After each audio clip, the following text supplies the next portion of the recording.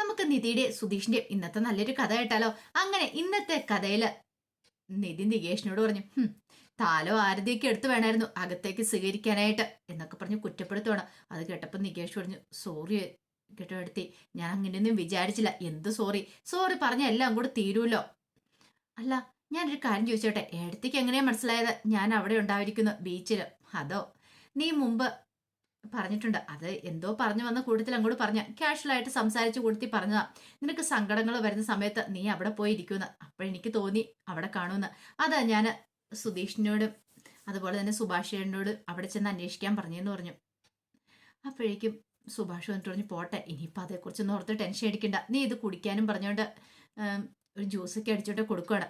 അങ്ങനെ നികേഷ് അത് വാങ്ങിക്കുടിച്ചു. അപ്പോഴേക്കും സുധീഷ് പറഞ്ഞു, ഇപ്പൊ പ്രശ്നങ്ങളൊക്കെ സോൾവ് ആയല്ലോ, എങ്കിൽ നമുക്കൊരു കാര്യം ചെയ്യാം, ഒരു ബിരിയാണി ഓർഡർ ചെയ്യാം, ഒരു ചിക്കൻ ബിരിയാണി ആയിക്കോട്ടെ, എങ്ങനെയാ? എല്ലാവർക്കും സമ്മതമല്ലേന്ന് ചോദിച്ചു. സമ്മതമാന്ന് പറഞ്ഞു. അങ്ങനെ സുധീഷ് ഫോൺ എടുത്ത് നോക്കി ബിരിയാണി ഓർഡർ ചെയ്യാൻ നോക്കി കഴിഞ്ഞപ്പോൾ ബാലൻസ് ഇല്ല. അയ്യോ, ബാലൻസ് ഇല്ലല്ലോ, ആകെപ്പാടെ നാണക്കേടാവും. തൊട്ടടുത്ത് ഹരീഷ് ഇരിക്കുക. ഹരീഷിനോട് ചോദിച്ചു, ഒരു 500 റുപ്പീസ് കടമെടുക്കാൻ കാണുമെന്ന് ചോദിച്ചു. എൻ്റെ ഈ ബാലൻസ് ഇല്ല.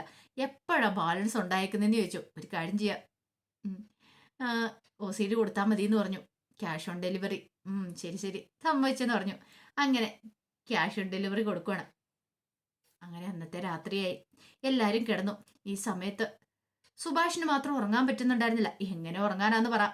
ഇനി എങ്ങാനും നികേഷ് രാത്രി ഇറങ്ങിപ്പോവോ എന്നുള്ളൊരു ഭയം സുഭാഷിന്റെ മനസ്സിലുണ്ടായിരുന്നു. ആ സമയത്ത് നിധിയും വന്ന് നോക്കുകയാണ് നികേഷ് അവിടെ കിടന്ന് ഉറങ്ങുന്നുണ്ടോന്ന്. അങ്ങനെ നോക്കിക്കഴിഞ്ഞപ്പോൾ നിധി ആ കാഴ്ച കാണുന്നേ, നികേഷിന്റെ സുഭാഷിന്റെ കാലുകൾ തമ്മിൽ കൂട്ടിക്കെട്ടാൻ ഒരുങ്ങുന്നു. ഇതെന്തിനാ ഇങ്ങനെ? ഓ, ഒരു പക്ഷേങ്കില് നികേഷ് രാത്രി ഒരിടത്തേക്ക് ഇറങ്ങി പോകാതിരിക്കാൻ വേണ്ടിയിട്ടായിരിക്കും അങ്ങനെ ഇറങ്ങിപ്പോയിട്ടുണ്ട്, അറിയണമല്ലോ. പെട്ടെന്ന് നികേഷ് ചാടി എഴുന്നേറ്റു. എന്താ സുഭാഷേട്ടാ? സുഭാഷേട്ടൻ എന്തായി കാണിക്കണേന്ന് ചോദിച്ചു. അത് പിന്നെ ഞാൻ ഓടിപ്പോന്ന് കരുതിയിട്ടാണോ? ഞാൻ ഒരിടത്തേക്കും പോകത്തില്ല സുഭാഷേട്ടാ. സുഭാഷേട്ടൻ കിടന്നു. എടാ അല്ല, അത് പിന്നെ പേടിക്കൊന്നും വേണ്ട, എനിക്കൊരു അബദ്ധം പറ്റിയതാ, ഇനി ഞാൻ പോകത്തില്ല, എനിക്കറിയാം നിങ്ങളുടെ സ്നേഹം എത്രമാത്രം വലുതാന്ന്, ഞാൻ പിന്നെ പോകും തോന്നുന്നുണ്ടോ എന്നും പറഞ്ഞ് സുഭാഷിനെ കെട്ടിപ്പിടിക്കുകയാണ്. അങ്ങനെ രണ്ടുപേരും കൂടെ കെട്ടിപ്പിടിച്ച് കിടക്കുക. ആ കാഴ്ച കണ്ടു കഴിഞ്ഞപ്പം നിധിക്കും ഭയങ്കര സന്തോഷമായി. പിന്നീട് പിറ്റേ ദിവസം നികേഷും നിധിയും കൂടെ ക്ഷേത്രത്തിലേക്ക് പോയി. അങ്ങനെ തൊഴുത് പുറത്തേക്ക് ഇറങ്ങി വരുമ്പോഴത്തേനും നികേഷിനോട് നിധി പറഞ്ഞു, വാ നമുക്കിവിടെ ഇത്തിരി സമയം ഇരുന്നിട്ട് പോകാന്ന് പറഞ്ഞു. അങ്ങനെ ഇരിക്കുന്ന സമയത്ത് നിധി ചോദിച്ചു, എന്താടാ നികേഷെ, നിന്റെ മുഖം ഇതിനായിട്ടും തെളിഞ്ഞിട്ടില്ലോ, നിന്റെ സങ്കടം മാറിയില്ലേന്ന് ചോദിച്ചു. അല്ല, അത് പിന്നെ നിധിയടത്തി സ്വന്തമാണെന്ന് കരുതിയതല്ല, സ്വന്തം അല്ലെന്ന് അറിഞ്ഞു കഴിയുമ്പോഴത്തേനും ഉള്ളൊരു വിഷമം വേദന അത് ഞാനിപ്പോൾ അനുഭവിച്ചുകൊണ്ടിരിക്കുമെന്ന് പറഞ്ഞു. എന്താടാ നീ ഇങ്ങനെ പറയണേ? ഞാനൊരു കാര്യം ചോദിച്ചോട്ടെ, ഈ പറയുന്ന സുധീഷും സുഭാഷേണ്ടും ഹരീഷും ഒക്കെ നേരത്തെ തന്നെ മനസ്സിലാക്കിയതാ നീ അവരുടെ അമ്മയുടെ മകനല്ല എന്നുള്ള കാര്യം. എന്നിട്ടോ ഒരിക്കലെങ്കിലും നിന്നോട് ആ രീതിയിൽ അവർ പെരുമാറിയിട്ടുണ്ടോ? നീ ഇന്നല്ലേ അത് മനസ്സിലാക്കിയത്. നീ ഒന്ന് ആലോചിച്ച് നോക്കിയേ, അവരെത്രമാത്രം സ്നേഹത്തോടെ നിന്നോട് പെരുമാറുന്നേ. സുധീഷും ഹരീഷും തമ്മിൽ എപ്പോഴും വഴക്കാ, അവര് രണ്ടും മുന്നാളാ. പക്ഷേങ്കിൽ ഒരിക്കലെങ്കിലും നിന്നോട് അവർ വഴക്കിട്ടിട്ടുണ്ടോ ഏതെങ്കിലും കാരണത്തിന്? അവരുടെ വഴക്ക് നമുക്ക് മാറ്റാൻ പറ്റാത്ത, എപ്പോഴും നോക്കിയാലും അടിയോടടി തന്നെയായിരിക്കും. പക്ഷേങ്കിൽ നീയുമായിട്ട് ഒരു ചെറിയ കാര്യത്തിനെങ്കിലും അവർ വഴക്കടിച്ചിട്ടുണ്ടോ? അത് കേട്ടപ്പോൾ നികേഷ് പറഞ്ഞു, അതാ എടുത്തി എന്നെ അത്ഭുതപ്പെടുത്തുന്നത്, എന്നോട് അവർ ഇത്ര സ്നേഹം കാണിക്കുന്നുണ്ട്. അതെ, ഇപ്പം നിനക്ക് മനസ്സിലായല്ലോ സ്നേഹത്തിന്റെ വില എന്താന്ന്, അവരെത്രമാത്രം നിന്നെ സ്നേഹിക്കണേന്ന്. അങ്ങനെയുള്ള അവരുടെ മുന്നിൽ നിന്ന് നിനക്ക് ഒളിച്ചോടാൻ പറ്റുമോ? നീ എൻ്റെ കാര്യം തന്നെ ഒന്ന് ആലോചിച്ച് നോക്കിയേ. ഈ 3 മാസം മുമ്പാ ഞാൻ തിരിച്ചറിഞ്ഞ് സ്വന്തം ഒന്ന് കരുതിയത് പലരും സ്വന്തമല്ലെന്നുള്ളൊരു കാര്യം. പുറമേ സ്നേഹം കാണിച്ചാലും ഉള്ളിൽ എന്താന്ന് പലപ്പോഴും ഞാൻ തിരിച്ചറിഞ്ഞിട്ടുണ്ട്.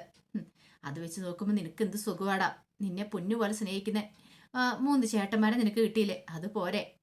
പിന്നെ ഞാൻ നിന്നെ സ്നേഹിക്കുന്നില്ലടാ. ഞാൻ 3 മാസം മുമ്പ് ഇങ്ങോട്ടേക്ക് വരണ സമയത്ത് എനിക്ക് നീ ആരാ എന്താ ഏതാ ഇങ്ങനെയൊന്നും അറിയത്തുണ്ടായിരുന്നില്ല. പക്ഷെ ഇവിടെ വന്നതിന് ശേഷമാണ് ഞാനും നീയും തമ്മിൽ കൂടുതലെടുത്തത്. എനിക്ക് മനസ്സിലായി നീ ആരാന്ന്. നിന്നെ ഞാൻ എൻ്റെ അനുജനെ പോലെയാ കാണുന്നത്, അത്രയ്ക്ക് സ്നേഹമാ. അപ്പൊ എന്നെയൊക്കെ ഇട്ടെറിഞ്ഞിട്ട് നിനക്ക് പോകാൻ പറ്റുമോ? ഇത്ര നല്ല സ്നേഹത്തിൽ കഴിയുന്ന സമയത്ത് നിനക്ക് അങ്ങോട്ടെങ്കിലും പോകാൻ പറ്റുമോ എന്നൊക്കെ ചോദിച്ചു. അത് കേട്ടപ്പം നികേഷ് പറഞ്ഞു, ഏട്ടത്തി ഞാൻ വേണ്ട, നീ കൂടുതലൊന്നും പറയണ്ട, നിന്റെ മാനസിക വിഷമം എനിക്ക് മനസ്സിലാവുന്നുണ്ട്. പക്ഷെ ഒരു കാര്യം നീ ചിന്തിക്കണം, നിന്നെ പൊന്നുപോലെ സ്നേഹിക്കാണ്ട് ഇത്രയും ചേട്ടന്മാരുള്ളപ്പം നീ ഒരിടത്തേക്കും പോകാൻ പാടില്ല എന്ന് പറഞ്ഞു. എനിക്ക് തെറ്റുപറ്റി പോയതാ നിധി അടുത്ത്, ഇനി ഞാനത് ആവർത്തിക്കില്ല എന്ന് പറഞ്ഞു. അങ്ങനെ തന്നെ വേണം, നിന്നെ ഒരു കാര്യത്തിൽ പോലും അവർ വേദനിപ്പിക്കുന്നില്ലോ, പിന്നെ നീ എന്തിനാണാ സങ്കടപ്പെടുന്നേ? സ്വന്തം കൂടപ്പുറപ്പായിട്ട് കണ്ടല്ലേ അവർ മുന്നോട്ട് പോയിക്കൊണ്ടിരിക്കുന്നത്, അതങ്ങനെ വേണം എന്നൊക്കെ പറഞ്ഞിട്ട് നിധി ഒരു ഉപദേശമൊക്കെ കൊടുക്കുന്നുണ്ട് നികേഷിന് പകുതി ആശ്വാസമായി. കുറച്ച് കഴിഞ്ഞപ്പം സുഭാഷ് ഫോൺ ചെയ്യണം. എടാ ആ സിമെന്റ് വരുമെന്ന് സിമെന്റ് എടുത്ത് അകത്ത് വെച്ചേക്കണം. പിന്നെ നാളെ വാർക്കാനുള്ള ആ, ബാക്കി കാര്യങ്ങളൊക്കെ ചെയ്തിരിക്കണം. എല്ലാം സെറ്റ് ചെയ്ത് വെച്ചിരിക്കണം എന്നൊക്കെ പറഞ്ഞ് അങ്ങനെ നിർദ്ദേശങ്ങളൊക്കെ കൊടുക്കണം. അപ്പോഴേക്കുമാണ് സുധീഷ് അങ്ങോട്ടേക്ക് വരുന്നത്. അങ്ങനെ സുഭാഷ് കോള് കെട്ടിയത് കഴിഞ്ഞപ്പോൾ സുധീഷ് ചോദിച്ചു, അല്ല എന്റെ വൈഫിനെ എവിടെയും കണ്ടില്ലോ എന്ന് പറഞ്ഞു. എന്താടാ? അല്ല എന്റെ വൈഫിനെ കണ്ടില്ല, അത് നികേഷും നിധിയും കൂടെ ക്ഷേത്രത്തിൽ പോയേക്കോന്ന് പറഞ്ഞു. ഓ അല്ലേലും എനിക്കറിയാം എന്റെ വൈഫ് വന്നതിന് ശേഷം ഭയങ്കര മാറ്റങ്ങളാ ഇവിടെ. അവനെ മാറ്റിയെടുക്കാനായിട്ട് എന്റെ വൈഫിന് സാധിക്കും എന്നൊക്കെ പറയണം. നീ കുറെ സമയമല്ലോ എന്റെ വൈഫ് എന്ന് ഇങ്ങനെ പറഞ്ഞുകൊണ്ടിരിക്കുന്നത്, എന്താടാ എന്ന് പറഞ്ഞു. പിന്നെ ഇടയ്ക്കിടയ്ക്ക് നമ്മളിങ്ങനെ എന്റെ വൈഫ് എന്ന് പറയണ്ടേ സുഭാഷ് ചേട്ടാ. അപ്പോഴാണ് നികേഷും നിധിയും കൂടെ അങ്ങോട്ടേക്ക് വരുന്നത്. ദേ നിന്റെ വൈഫ് വന്നെന്ന് പറഞ്ഞു. അങ്ങനെ നിധി വന്നിട്ട് പ്രസാദമൊക്കെ കൊടുക്കണം രണ്ടുപേർക്കും. ഈ സമയം സുധീഷ് പറഞ്ഞു, ഒരു ഹാപ്പി ന്യൂസ് ഉണ്ടെന്ന് പറഞ്ഞു. അപ്പോഴേക്കും നിധി ചോദിച്ചു, അതെന്താ? അതെ നിന്റെ ഡിഗ്രി സർട്ടിഫിക്കറ്റിന്റെ കാര്യത്തിൽ ഒരു തീരുമാനമായി, ഇന്ന് അത് കിട്ടുമെന്ന് പറഞ്ഞു. ഇന്ന് അത് കിട്ടുമോ? ഉറപ്പാണോ? പിന്നല്ലാതെ നീ പോയി പെട്ടെന്ന് റെഡി ആയിട്ട് വാ, നമുക്കത് വാങ്ങിക്കാൻ പോവാന്ന് പറഞ്ഞു. അത് കേട്ടപ്പോൾ നിധി ചോദിച്ചു, അല്ല വെറുതെ പറ്റിക്കൊന്നും അല്ലോ, പിന്നെ പറ്റിക്കാൻ വേണ്ടി നിന്നെ ഇവിടുന്ന് വിളിച്ചോണ്ട് അവിടം വരെ പോകേണ്ട കാര്യം എനിക്കെന്താ? നീ വന്നാ മതി, നമുക്ക് പോയി വാങ്ങാന്ന് പറഞ്ഞു. അത് കേട്ടപ്പോൾ നിധിക്ക് സന്തോഷം. നിധി സുഭാഷിനോട് പറഞ്ഞു, സുഭാഷ് ചേട്ടാ ഞങ്ങൾ പോയി വാങ്ങിച്ചിട്ട് വരട്ടേന്ന് ചോദിച്ചു. അതെന്താ പെട്ടെന്ന് തന്നെ പോയി കളാൻ പറഞ്ഞു. അങ്ങനെ നിധിയും സുധീഷും കൂടെ സർട്ടിഫിക്കറ്റ് മേടിക്കാനായിട്ട് റെഡിയായിട്ട് പോവാണ്. അവരങ്ങോട്ട് പോയി കഴിഞ്ഞപ്പോഴത്തേനും നികേഷ് അവിടെ ഇരിക്കുക. ആ സമയം നികേഷിന്റെ അടുത്ത് വന്നിട്ട് സുഭാഷ് പറഞ്ഞു, എടാ നീ എന്താ ഇങ്ങനെ ഇരിക്കുന്നേ? നിനക്ക് ഞാനൊരു ചായ വെക്കാന്ന് പറഞ്ഞു. എനിക്കിന്ന് എന്തായാലും പണിയില്ല, ഞാൻ പോകുന്നില്ല എന്ന് പറഞ്ഞു. അപ്പോഴേക്കും നികേഷ് പറഞ്ഞേ, സുഭാഷേടൻ പോയിക്കോ, ഞാൻ ഒരിടത്തേക്കും പോകാനൊന്നും പോകുന്നില്ല. സുഭാഷേടന്റെ പേടി കാരണമല്ലേ പോകാത്തെ. അതൊന്നും അല്ലടാ, ഇന്ന് കുറച്ച് പണി കുറവാ, അതുകൊണ്ട് ഞാൻ പോകുന്നില്ല എന്ന് വെച്ചു. ഞാൻ ചായ എടുത്തിട്ട് വരാമെന്ന് പറഞ്ഞ് അങ്ങോട്ട് തിരിയുമ്പത്തേനും നികേഷ് കയറി സുഭാഷിന്റെ കയ്യിലേക്ക് പിടിച്ചു. സുഭാഷ് ചേട്ടാ ഞാനൊരു കാര്യം ചോദിച്ചാൽ സത്യം പറയോ? സത്യോ? എന്ത് കാര്യമാടാ? നീ കാര്യം എന്താ വെച്ചാൽ പറ, അതിന് ശേഷമല്ലേ. അത് പിന്നെ എന്റെ അമ്മ ഇപ്പം ജീവനോടെ ഉണ്ടോന്ന് ചോദിച്ചു. അത് കേട്ടപ്പം സുഭാഷ് ഒരു ഞെട്ടലോടുകൂടി നികേഷിനെ നോക്കുവാണ്. എന്താടാ നീ അങ്ങനെ ചോദിച്ചേ? അല്ല അവരിപ്പോ ജീവനോടെ ഉണ്ടോന്ന് അറിയാൻ വേണ്ടിയിട്ടേ ഒരാഗ്രഹം. ഒരു പക്ഷേങ്കിലും നാട്ടുകാരൊക്കെ പറഞ്ഞിട്ടുണ്ട് എൻ്റെ അമ്മ സുഭാഷേൻ്റെ ഒക്കെ അമ്മ മരിച്ചതിന് ശേഷമാണ് എൻ്റെ അമ്മ എങ്ങും വിളിച്ചോണ്ട് വന്നേന്ന്. അങ്ങനെയാണെങ്കിൽ അവർ ജീവിച്ചിരിപ്പുണ്ടെന്ന് അറിയത്തില്ലല്ലോ. അല്ല അവരിവിടെ വന്നതിന് ശേഷം സുധീഷേണ്ണ സുഭാഷേണ്ണൊക്കെ നല്ല രീതിയിലാണ് അവർ നോക്കിയെന്ന് ചോദിച്ചു. അതെന്താടാ ഇപ്പം അങ്ങനെയൊക്കെ ചോദിക്കുന്നത്? അല്ല എന്നെ കൊണ്ട് ഇങ്ങോട്ടേക്ക് വന്ന ശേഷം അവർ ഉപദ്രവിക്കുകയോ മറ്റോ ചെയ്തിട്ടുണ്ടോ? സുഭാഷേണ്ണൊന്നും എന്നോട് ഇതുവരെയായിട്ടും വേറിട്ടൊരു രീതി കാണിച്ചിട്ടില്ല, സ്വന്തം അനുജനെ പോലെ കണ്ടിരിക്കുന്നത്, അതുകൊണ്ട് ഞാൻ ചോദിച്ചതെന്നൊക്കെ പറഞ്ഞു. അപ്പോഴേക്കും സുഭാഷ് പറഞ്ഞു, നീ ഇപ്പം അതിനെക്കുറിച്ചൊന്നും ആലോചിച്ച് ടെൻഷൻ അടിക്കണ്ട. നിന്റെ അമ്മ നിന്നെ അങ്ങോട്ട് വരുമ്പോൾ നിനക്ക് 2 വയസ്സൊക്കെ ഉള്ളൂ. ആ സമയത്തുള്ള ഓർമ്മകൾ മാത്രമേ നിനക്കുള്ളൂ, അപ്പത്തൊട്ടുള്ള ഓർമ്മകളും ഉള്ളൂ. പിന്നെ അവരെപ്പോഴോ പോവുകയും ചെയ്തു. അവർ പോയതിന് ശേഷം നിന്നെ ഞങ്ങൾ സ്വന്തം അനുജനായ പോലെ കരുതിയേക്കുന്നത്. ഇന്ന് വരെ ഞാൻ അങ്ങനെ മാറ്റി ചിന്തിച്ചിട്ട് പോലുമില്ല. എപ്പോഴെങ്കിലും നിനക്ക് തോന്നിയിട്ടുണ്ടോ അങ്ങനെയെന്ന് ചോദിച്ചു. ഇല്ല സുഭാഷ് ചേട്ടാ, ഒരിക്കലും ഇല്ലാന്ന് പറഞ്ഞു. പിന്നെ നീ എന്തിനാടാ ഇതിനെക്കുറിച്ചൊക്കെ ആലോചിക്കുന്നേ?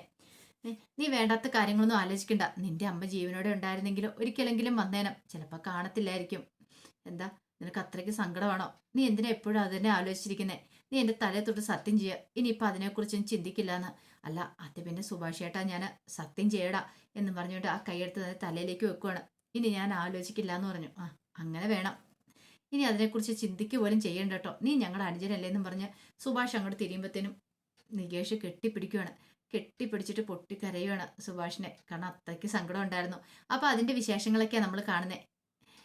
ഇതുപോലെ തന്നെ നമ്മുടെ ഡെയിലി സ്റ്റോറി എന്ന ചാനലിനകത്ത് പിറ്റേ ദിവസത്തെ വിശേഷങ്ങളൊക്കെ നിധിയുടെ സുധീഷിനെ ഞാൻ എല്ലാ ദിവസവും അപ്ലോഡ് ചെയ്യുന്നുണ്ട് കേട്ടോ. അപ്പോൾ അത് കാണാൻ താല്പര്യമുള്ളവർ കയറി കാണാൻ ശ്രമിക്കണേ. അതുപോലെ തന്നെ ഇന്ന് മുതൽ നമ്മുടെ മെയിൻ ചാനലിനകത്തും നിധിയുടെ സുധീഷൻ വിശേഷങ്ങൾ അപ്ലോഡ് ചെയ്യാൻ തുടങ്ങിയിട്ടുണ്ട് കേട്ടോ. അപ്പം മറക്കാതെ കയറി കാണാൻ ശ്രമിക്കണം. വീഡിയോ ഇഷ്ടപ്പെടുവാണെങ്കിൽ ലൈക്ക് ചെയ്യാനും മറക്കരുത് കേട്ടോ. ഒരിക്കൽ കൂടി എല്ലാവർക്കും ശുഭദിനം നേർന്നുകൊണ്ട് നിർത്തുന്നു.